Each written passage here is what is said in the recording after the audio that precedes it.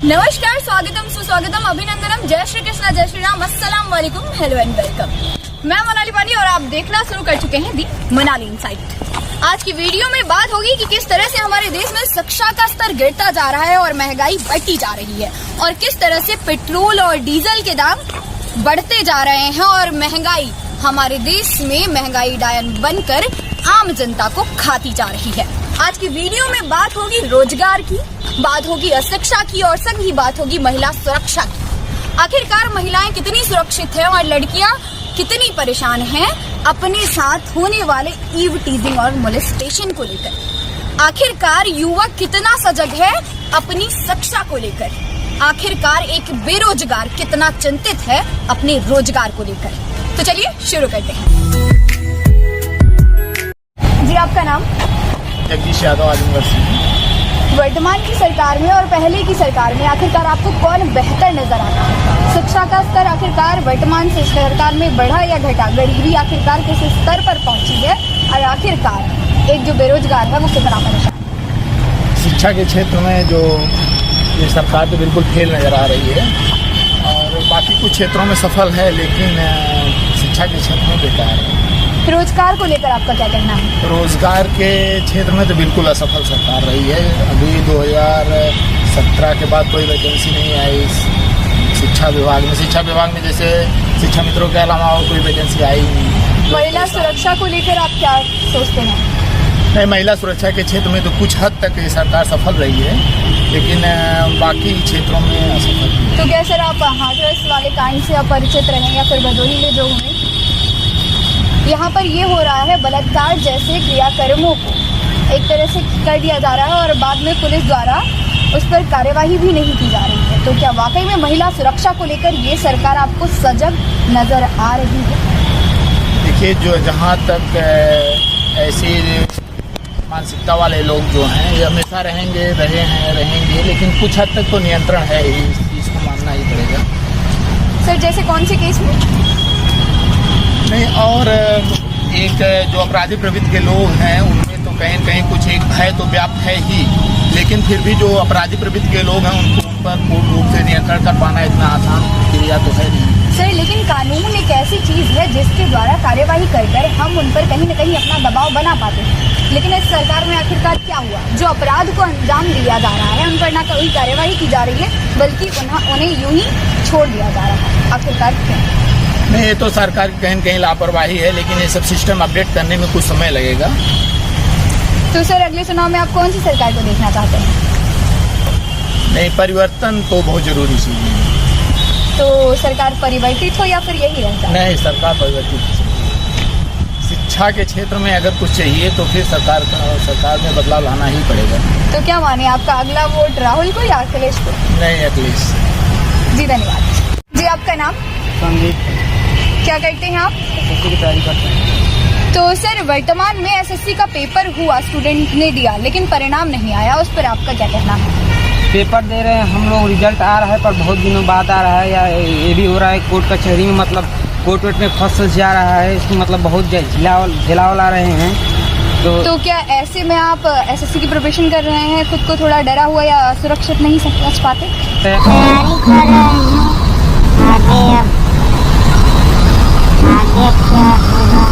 जी, आपका नाम?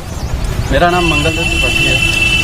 अगले चुनाव में आप कौन सी सरकार को देखना चाहते हैं, वर्तमान या जो पहले थी उसको? मैं तो योगी को ही चुनूंगा। आखिरकार क्यों सर? वर्तमान में शिक्षा का स्तर इतना गिरा और बेरोजगारी और गरीबी इतनी बढ़ती गई, तो फिर से यही सरकार? नहीं, ऐसा नहीं है।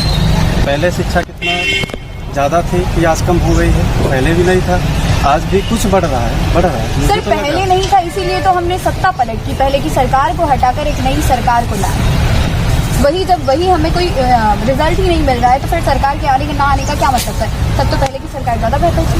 हमें तो दिख रहा है सर, बहुत सारे रिजल्ट आ रहे हैं। एसएससी का पेपर हुआ, परिणाम नहीं आया, आखिरकार क्यों? अब वो शासन का वो है, कुछ कमी रही होगी, हर जगह तुरंत नहीं हो सकता। सर, अगर कमी है तो फिर बेहतर कैसे? बेहतर होगा, बनाएंगे धीरे धीरे, क्योंकि पहले से जो एक गड्ढा बना था उसको काटने में थोड़ा टाइम लगेगा। सर, महिला असुरक्षा पहले अभी इतनी ज़्यादा बढ़ गई है, महिलाएं कहीं न कहीं खुद को असुरक्षित महसूस कर रही हैं। केसेस घटनाएं इतनी ज़्यादा बढ़ती जा रही हैं, अपराध अपनी चरम सीमा पर पहुँचे हैं, फिर भी अब भी कार्यवाही नहीं की जा रही है। अगर केस आते हैं तो उन्हें दर्ज नहीं किया जा रहा है, तो ऐसे में कैसे की सरकार करता है? आपने जो कहा महिलाओं की सुरक्षा, यस सर। तो मैं पेपर में पढ़ता हूँ, पहले बहुत ज़्यादा केसेस मिलते थे और खास करके कई पेपर में हमेशा यही दिए रहते थे, घटनाएं होती रहती थी। आजकल मुझे कम दिख रहा है। नहीं तो दिख सर रहा है। ऐसे ही योगी की क्लिप थी जिसमें उन्होंने कहा था यूपी में अब घटनाएं खत्म है, दुर्घटनाएं, बलात्कार और ऐसे केसेस को लेकर ज़्यादा। तो क्या वो क्लिप झूठी थी या फिर योगी जी झूठे? नहीं, वहाँ पे लक्षणा से अर्थ करना पड़ेगा। लक्षणा का अर्थ है कि वो खत्म होगी, मतलब धीरे धीरे खत्म होगी। एकाएक कोई गेट नहीं है कि उसको बंद कर देंगे। लोगों की मानसिकता को ठीक करेंगे और वो भी सजा दे के नहीं, बल्कि उनको समझा के बुझा के। सर क्या अपराधियों को जो ऐसे अपराधों को अंजाम देते हैं उन्हें समझा बुझा के रोका जा सकता है? क्या कानून के द्वारा उन पर कार्यवाही नहीं होगी? नहीं, रोका जा सकता है, कुछ समझा बुझा के और उन पे रोक लगा के। तो पहला पेट्रोल और डीजल के बढ़ते दामों पे आपका क्या कहना है? महंगाई अपने चरम पर पहुंचती नजर आ रही है। अब वो पेट्रोल और डीजल का जो सवाल है वो थोड़ा कठिन है, क्योंकि वो बढ़ रहा है। किस लिए बढ़ रहा है इसको पहले जानना चाहिए। मुझे तो लगता है कि जो जैसे बढ़ रहा था पहले वही बढ़ रहा है, और मोदी जी ने जो बीच में कम किया था उसी को धीरे धीरे कवर कर रहे हैं। सवालों का सिलसिला आगे भी जारी रहता है, तो आइए पूछते हैं।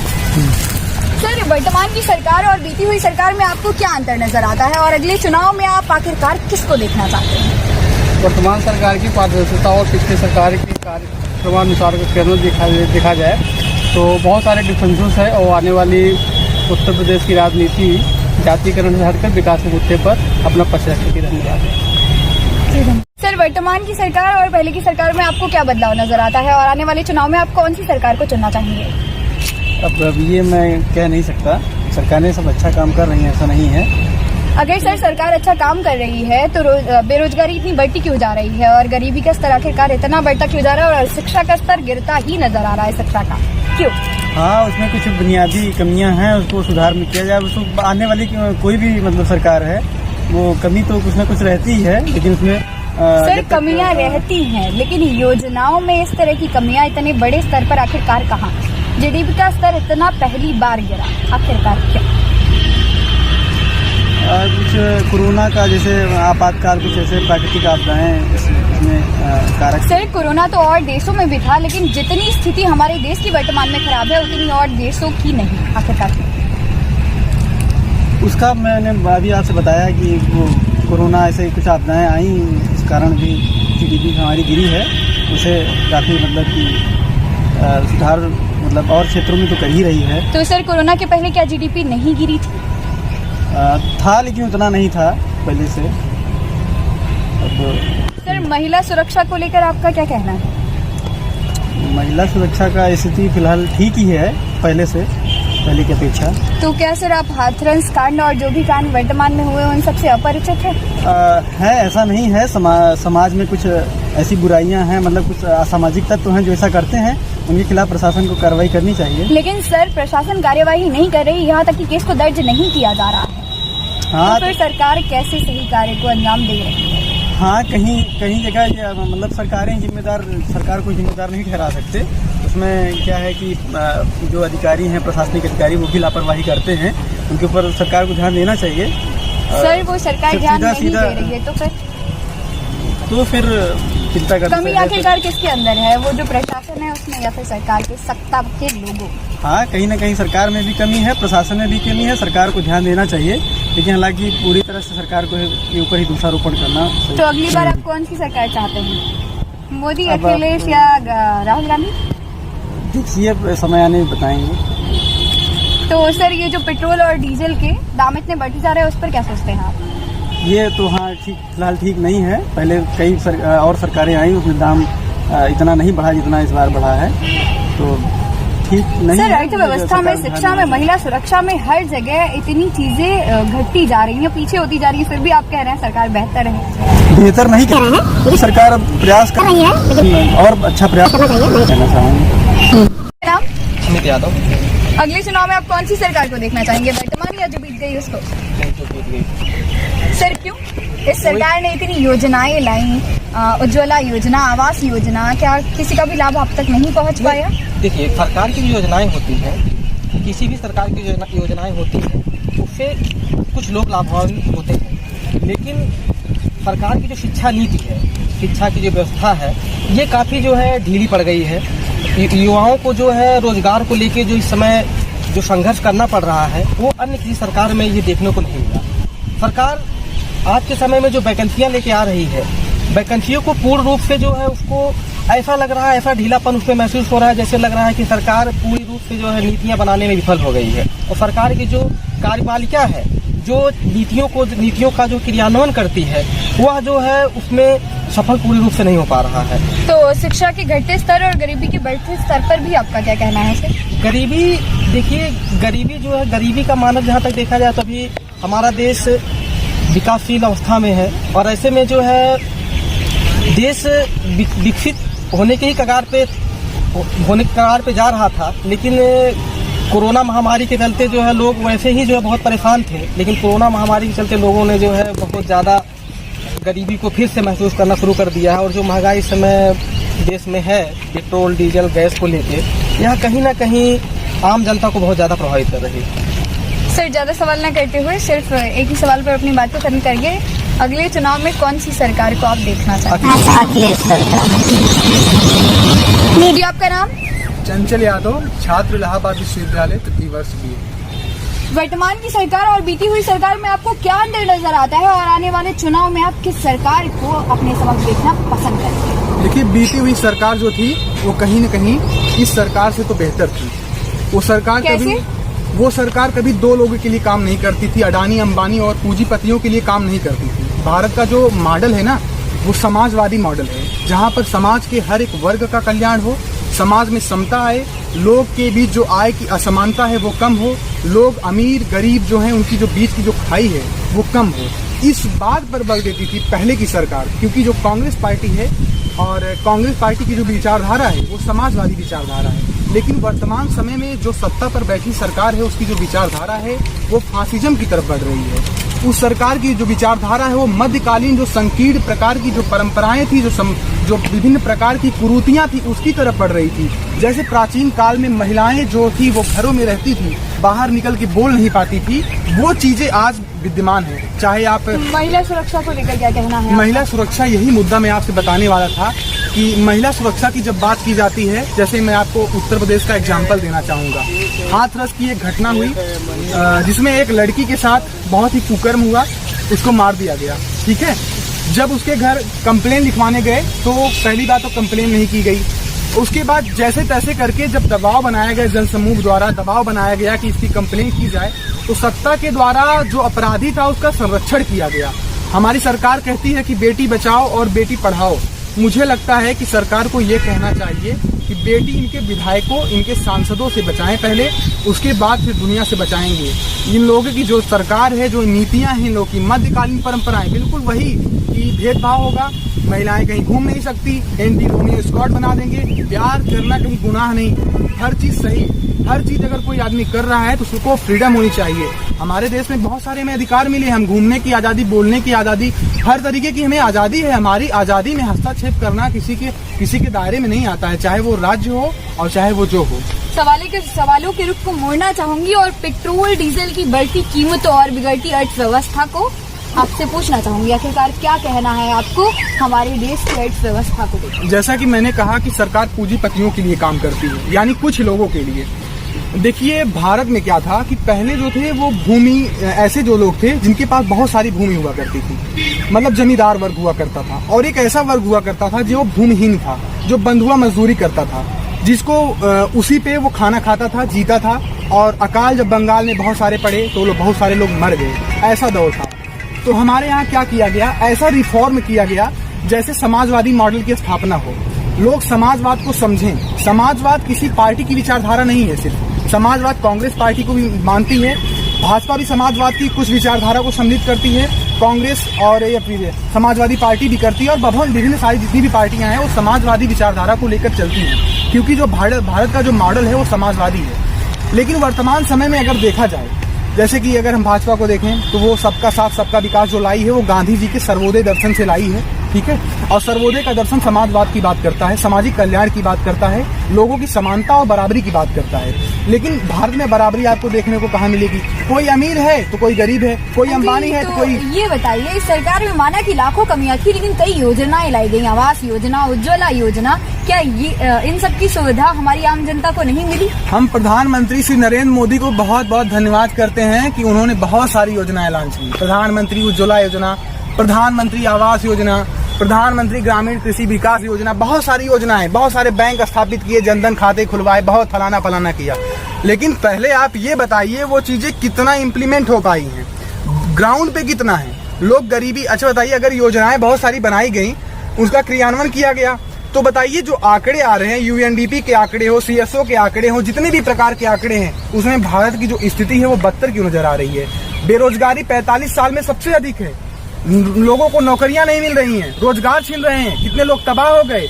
और सेक्टर में दो देख सकते हैं, पहला तो एक सरकारी सेक्टर है जो सरकारी नौकरियां करते हैं, जो प्राइवेट करते हैं, दूसरा सेक्टर हो गया पूरा का पूरा तबाह हो चुके हैं। कोरोना के काल में उनके ऊपर जो मार पड़ी है उसको लेकर सरकार बिल्कुल असंवेदनहीन दिखाई देती है, उसके अंदर कोई संवेदनशीलता नहीं है।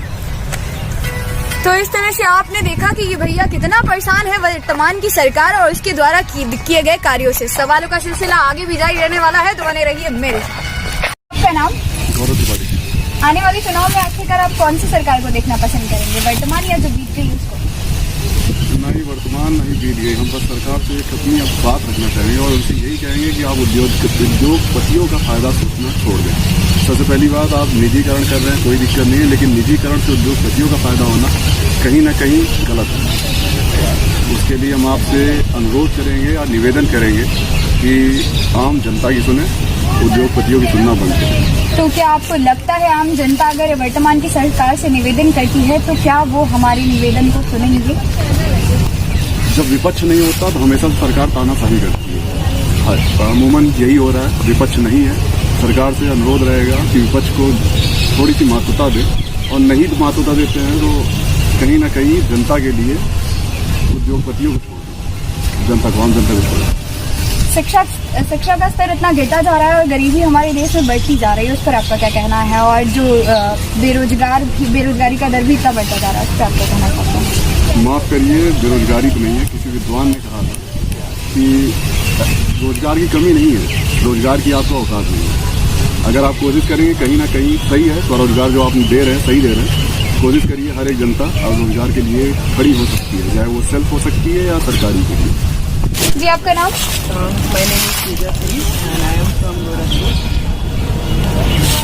वर्तमान में महिला सुरक्षा को लेकर आपका क्या कहना है? बहुत लोग बोलते थे कि समाजवादी पार्टी है तो महिलाएं असुरक्षित हैं, और अगली कोई भी सरकार आएगी, या भाजपा हो या फिर कोई और हो, तो महिला सुरक्षित हो सकती है। लेकिन जब भाजपा पार्टी आती है तो लोगों की उम्मीदें बढ़ गई, और यूपी में एंटी रोमियो एक्ट भी चलाया गया कि मतलब लोग सुरक्षित रहें, एक जगह इकट्ठा ना हो, लेकिन उसका परिणाम भी अच्छा नहीं हुआ, और आज भी उतना ही अपराध है और महिलाएं आज भी उतनी ही असुरक्षित हैं। तो मैम, ऐसे में आप अगले चुनाव में कौन सी सरकार को देखना चाहेंगे हम सबके बीच? पार्टी की बात की जाए तो मतलब कोई भी पार्टी आए, अगर काम नहीं करती है तो महिलाएं हमेशा ही असुरक्षित ही रहेंगी, क्योंकि मुझे नहीं लगता है कि जब तक खुद लड़कियां नहीं खड़ी होंगी उन्हें कोई सुरक्षित नहीं कर सकता है, उन्हें खुद ही अपनी सुरक्षा करनी है। तो मैम, ऐसी कई शख्सियतें थी जो अपने अधिकारों को लेकर आगे बढ़ी, लेकिन उन्हें फिर से दबाकर पीछे कर दिया गया। क्योंकि क्या होता है कि पॉलिटिकल प्रेशर बहुत ज़्यादा होता है, जो पुलिस कर्मी होते हैं उसको बहुत ज़्यादा पॉलिटिकल प्रेशर दिया जाता है, चाहे जो भी हो, और देश को दबा दिया जाता है। मैम, अगर देखा जाए तो गवर्नमेंट सेक्टर में भले ही महिलाएं असुरक्षित है, लेकिन जितने भी प्राइवेट सेक्टर है वो कहीं न कहीं मेंटली, फिजिकली उनको हैरेस किया जा रहा है। तो ऐसे कैसे? अब ऐसा तो नहीं हो सकता हर महिला गवर्नमेंट जॉब ही पाए, तो ऐसे में वो कैसे खुद को सुरक्षित कर सकती है? ये डिपेंड करता है कि मतलब सोसाइटी कैसी है, आप कहाँ रहते हो और आपका एजुकेशन क्या है। और मुझे लगता है वुमेन एम्पावरमेंट कहीं ना कहीं वुमेन्स को बहुत आगे बढ़ने की ज़रूरत है और ओपन माइंड होने की ज़रूरत है, और अपनी बातों को उठा के रखने की और अपनी सोसाइटी को साथ लेके चलने की ज़रूरत है, ना कि किसी पे डिपेंड रहने की ज़रूरत है। धन्यवाद मैम। सर आपका नाम? बीती हुई सरकार में और वर्तमान की सरकार में आखिरकार क्या आपको अंतर नजर आता है और आने वाले चुनाव में आप किस सत्ता का चयन करना चाहेंगे? बीती सरकार और ये सरकार दोनों वैश्विक उदारवादी मूल्यों की है, मुक्त अर्थव्यवस्था दोनों का लक्ष्य है। लेकिन पहली जो सरकार थी वो कुछ पुराने समाजवादी मॉडल को अपनाती थी। हम जो अधिकार दिए गए देश में, चाहे वो खाने का हो चाहे सूचना का हो, उस सरकार ने इस सरकार ने सारे अधिकार लेने वापस शुरू कर दिए। न्यायपालिका, सारी जांच एजेंसियां, मीडिया, सब पर भयंकर नियंत्रण है। बोलने की आज़ादी पर नियंत्रण कोशिश कर रही है कि वो किसी भी तरह से उस पर नियंत्रण लाया जाए। और तो क्या सर किसी शासन काल में लोगों के बोलने की आज़ादी को खत्म कर देना आखिरकार कहाँ तक है?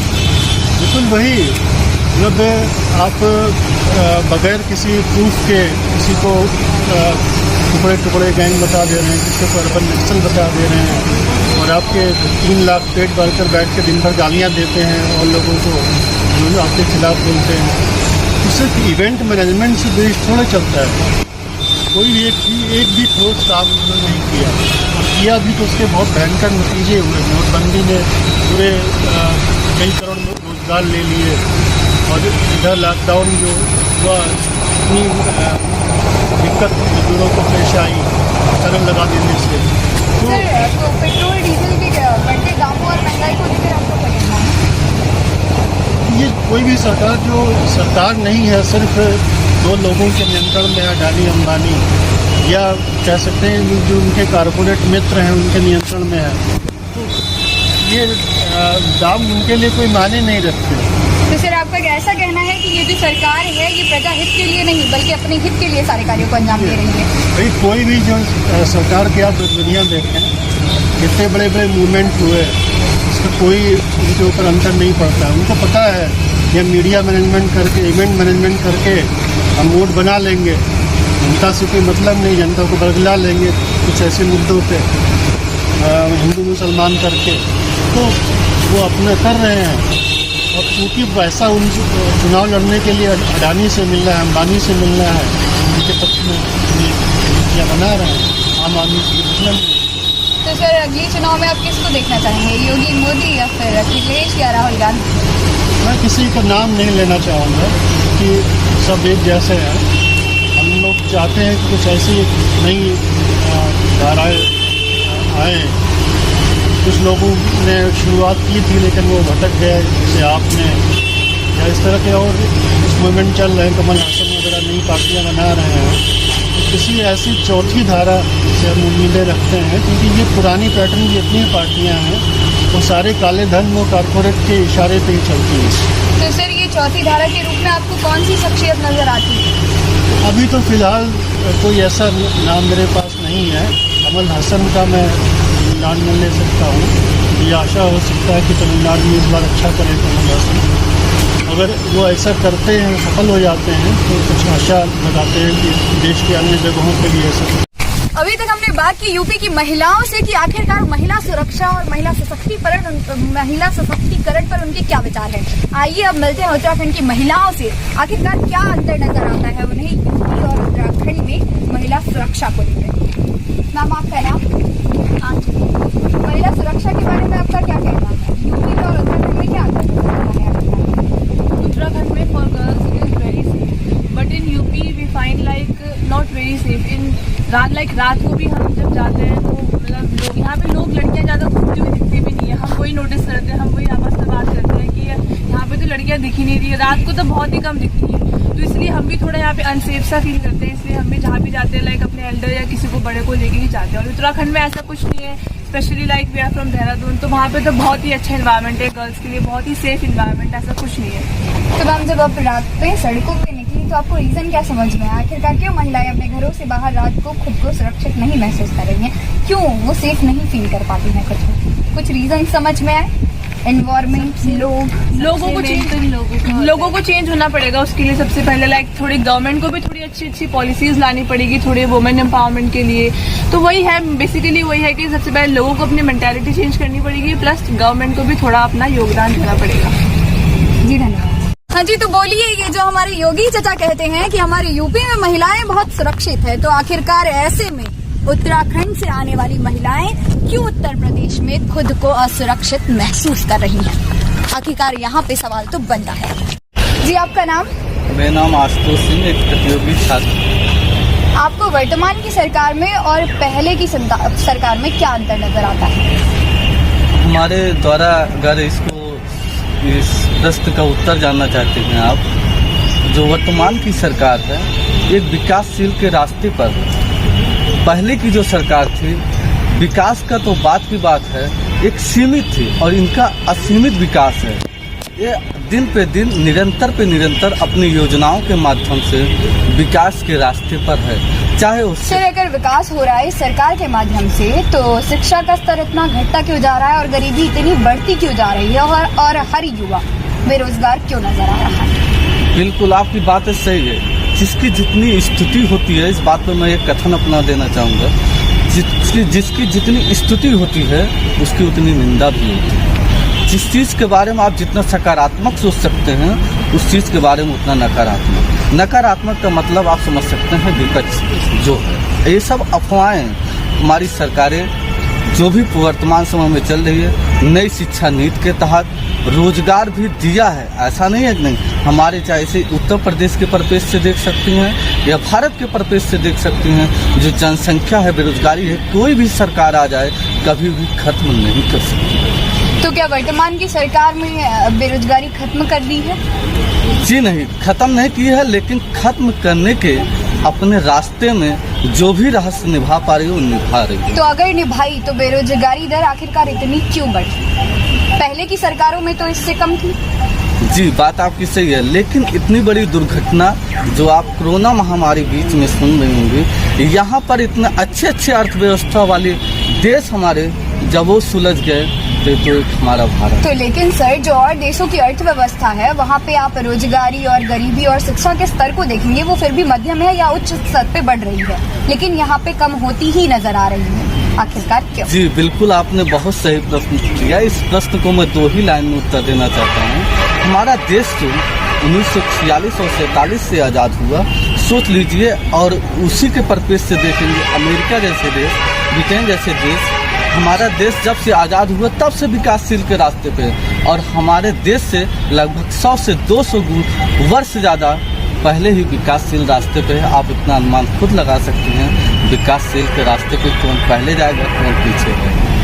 सर, हम विकासशील रास्ते पे हैं, लेकिन विकास कहाँ तक हो रहा है? आखिरकार जो पहले सरकार थी उसमें शिक्षा का स्तर हो, बेरोजगारी दर हो या फिर गरीबी का स्तर बढ़ा था, अब और भी ज्यादा घटता नजर आ रहा है।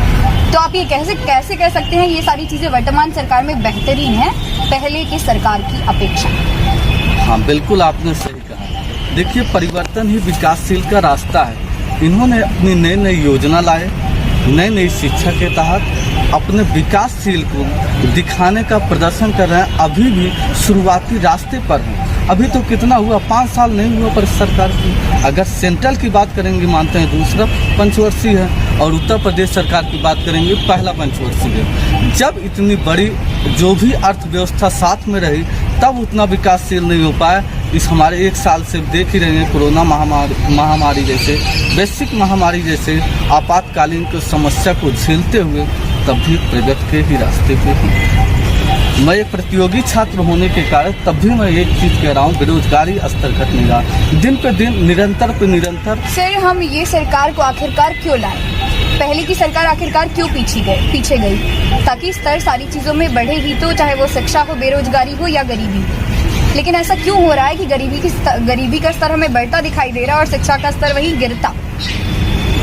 अगर ये सरकार बेहतर है तो पहले की सरकार को तो हमने इसलिए नहीं चुना क्योंकि वो इन सारी चीजों को लेकर विकास एक अच्छे स्तर पर नहीं कर पा रही। जी हाँ, आपने सही कहा। तो ये अपने रास्ते पर है ना, अभी इसमें समय तो लगेगा ही। ये अभी अपने रास्ते पर हैं, मार्गदर्शन के अनुसार अपने सर, महिला असुरक्षा जो इतनी बढ़ती जा रही है। योगी की एक वीडियो वायरल हुई थी जिसमें उन्होंने कहा कि दिल्ली में इतनी घटनाएं होती हैं लेकिन हमारे यूपी में हमें एक भी घटनाएं देखने को नहीं मिल रही हैं। मोदी जी की एक क्लिप आई थी जिसमें उन्होंने महंगाई को लेकर कहा, महंगाई की तो हेडलाइंस ही नहीं बन रही है। तो आखिरकार ऐसी वीडियो क्लिप्स को, ऐसे सभाओं में उनके द्वारा दिए गए कथनों को क्या समझा जाए? आखिरकार कितनी सच्चाई है सत्ता में इस और इस सत्ता के सदस्यों? जी हाँ, आपने बात सही कहा। ये तो बात सही है, योगी राज में गुंडा राजों का पतन निश्चित है हो रहा। तो इस तरह से आपने देखा कि लोगों का क्या कहना और क्या सोचना है बेरोजगारी, शिक्षा, बढ़ती गरीबी पर लेकर। फिर से मिलूंगी नई वीडियो में एक नए मुद्दे के साथ, कुछ नए लोगों के साथ। तब तक के लिए नमस्कार।